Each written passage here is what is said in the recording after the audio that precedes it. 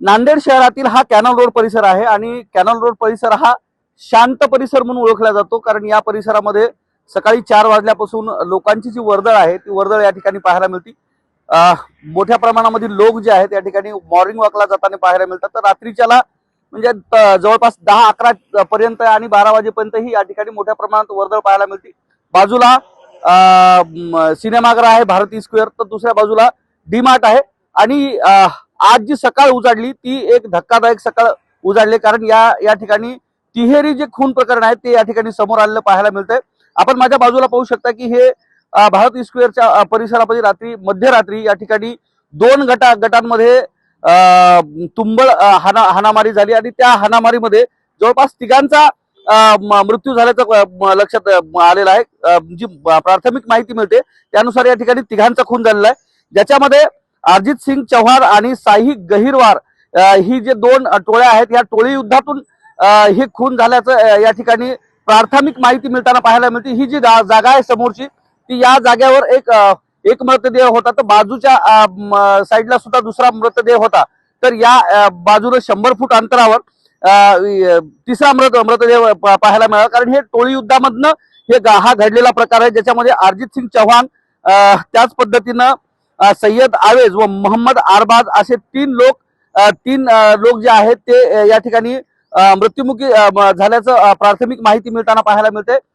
कारण ही जी घटना घडलेली आहे ती मध्यरात्रीला घडल्यामुळे अद्याप तरी याची जी काही सखोल माहिती आहे ती अद्याप तरी मिळाली नाही। आतापर्यंत या ठिकाणी पोलीस अधीक्षक असतील, त्याच पद्धतीनं डीआयजीचं जे पथक आहे ते या ठिकाणी घटनास्थळाला येऊन भेट दिलेली आहे। आपण बाजूला आताही पाहू शकता की या ठिकाणी पोलिसांचा जो बंदोबस्त आहे या ठिकाणी पाहायला मिळतोय। पोलीस मोठ्या प्रमाणामध्ये या ठिकाणी असलेले पाहायला मिळतात, कारण पोलीस अधिकाऱ्याकडून सुद्धा या परिसरातील जे सीसीटीव्ही फुटेज असतील किंवा अन्य जी काही माहिती आहे ती माहिती जमा करण्याचं काम चालू आहे। मात्र संबंधित हे जे टोळके आहेत या टोळक्यावर विविध गंभीर गुन्हे दाखल असल्याचं पाहायला मिळतं, ज्याच्यामध्ये 380 असेल, 395 असेल, 392 असतील। त्याच पद्धतीने एमपीडीए ऍक्ट नुसार वेगवेगळे जे गुन्हे आहेत ही गुन्हे दाखल झाले आहेत। यामधील जे गुन्हेगार आहेत स्थानबद्ध करण्याचे गुन्हे दाखल झालेले आहेत आणि काल मध्यरात्रीला हा घडलेला प्रकार आहे। एकूणच जी माहिती प्राथमिक मिळाली हा मध्यरात्रीला घडलेला प्रकार आहे, कारण यामध्ये जे संबंधित 2 टोळके होते याच्यामध्ये एक टोळके जे होतं की या बाजूला असणाऱ्या चित्रपटगृहामध्ये चित्रपट पाहण्यासाठी गेलेले होते आणि दबाव धरून बसलेल्या इतर टोळक्याला त्याची माहिती मिळाली आणि त्यानंतर ही घटना घडल्याचं लक्षात येते। आणि एकूण जर पाहिलं तर नांदेड जिल्ह्यामध्ये वाढत्या जे गुन्हेगारीचा आलेख आहे तर दिवसांदिवस वाढताना पाहायला मिळतो। जो कॅनल रोड परिसर शांत आणि संयमी परिसर म्हणून ओळखला जातो, त्या आता कॅनल रोड परिसरामध्ये सुद्धा या तिहेरी खुनामुळे एकूणच नांदेड जिल्ह्यामध्ये जे आहे ते खळबळ उडाल्याची लक्षात येते। कॅमेरामन सुधाकर सह मी धनंजय सोळंके, टाइम्स नाव मराठी, नांदेड। रात्री जवळपास 1:30 वाजता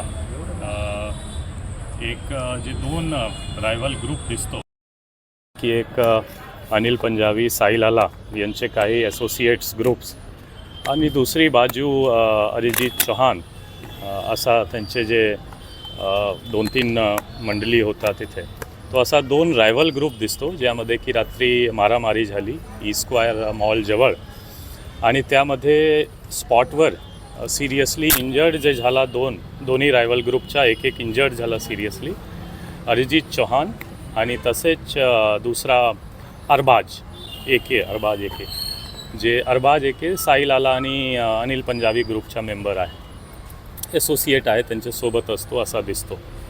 तो एकंदरीत असा दिसतो की 2 ग्रुप जे क्रिमिनल मोठी हिस्ट्री आहे दोन्ही ग्रुपच्या, जे टोळी म्हणतो त्यामध्ये अनिल पंजाबी सध्या MPDAमध्ये जेलमध्ये आहे।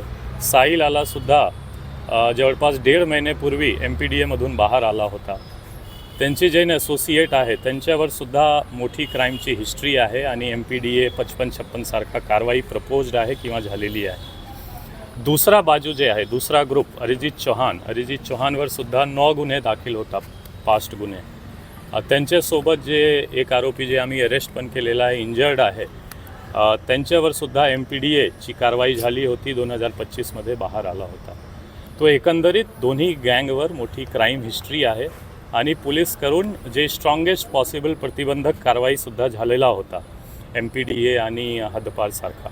आणि ह्या दोन्ही गँगची रायबलरीमध्ये E-स्क्वायरजवळ रात्री इन्सिडेंट झाला आणि जे अनिल पंजाबी साहिल आला ग्रुपच्या 2 मेंबर असोसिएट्स म्हणू शकतो आपण, अरबाज आणि आवेज, हा दोन्हीची डेथ झालेली आहे एक बाजू. दुसरा बाजू अरिजित चौहानची पण डेथ झाली. हॉस्पिटल असा एकंदरीत 3 डेथ हा इन्सिडेंटमध्ये झालेला. हॉस्पिटलमध्ये एकाचा खून करण्यात आला. हा असं आहे की ते ऑलरेडी 2 जे आहे मोस्टली इथेच सिरियसली इंजर्ड होता आणि आवेज पण सिरियसली इंजर्ड होता. त्यांना सिव्हिल हॉस्पिटल फर्स्ट गेला जवळ असताना, नंतर रेफर झाला विष्णुपुरी आणि विष्णुपुरीमध्ये ते ऑलरेडी सिरियसली इंजर्ड कंडिशनमध्ये गेला होता. आणि तिथे ऑलरेडी अरिजित चौहानचे भाऊ आणि वडील जे अरिजित चौहानची डेड बॉडी मॉर्चरीमध्ये शिफ्ट होत होता तिथे ऑलरेडी होता आणि तिथे पण त्यांच्यावर वार झाला. तो सिरियसली इंजर्ड ऑलरेडी होता, वार पण झाला आणि सेफ्टी त्यांची पण ट्रीटमेंट दौरान डेथ झाली. 2 FIR होणार, त्यामध्ये 2 मर्डरचा आणि भाग्यनगर पोलीस स्टेशन हदमध्येच दोन्ही FIR होईल, क्रॉस FIR होईल. एक अरिजित चौहानची फॅमिलीची तक्रार आणि दुसरा जे आवेज किंवा अरबाज हा दोन्हीपैकी एक FIR फिर्याद घेऊन आपण FIR करणार. असं हॉस्पिटलमधल्या इन्सिडेंटचा FIR होणार का नाही? हॉस्पिटलचा इन्सिडेंट काय आहे, आपण स्टार्ट ऑफ इन्सिडेंट जर बघू तो भाग्यनगर पोलीस स्टेशन ज्युरिस्डिक्शन आहे जिथे इंजुरी झाली आणि सबसिक्वेंट इव्हेंट तिथे आहे, म्हणून आपण स्टार्ट ऑफ जे इन्सिडेंट आहे ते बघतो आणि तो पण FIR भाग्यनगर पोलीस हे स्टेशन. दोन्ही जे गँग आहेत ते धुरंधर चित्रपट पाहून निघाले होते अशी माहिती. दोन्ही गँग नाही, फक्त 3 जे अरिजित चौहान आणि त्यांच्यासोबत 2 लोक, हा एक बुलेट गाडीवर गेला होता आणि मूव्ही घेऊन बघून ते बाहेर आला होता आणि ते जवळपास 1 ते 1.5 वाजे जे शो कंप्लीट होतो त्या वेळ जे आहे त्याच्याच दौरान हा इन्सिडेंट झालेला आहे. काय आरोपी ताब्यात आहेत सर? जवळपास आपण 4 आरोपी आतापर्यंत ताब्यात घेतलेला आहे. टीम्स बाकी जे लोक आहेत त्यांचे मागे आहे आणि मोठ्या पैमानेवर आपण ह्यामध्ये धरपकड आणि अरेस्ट करणार.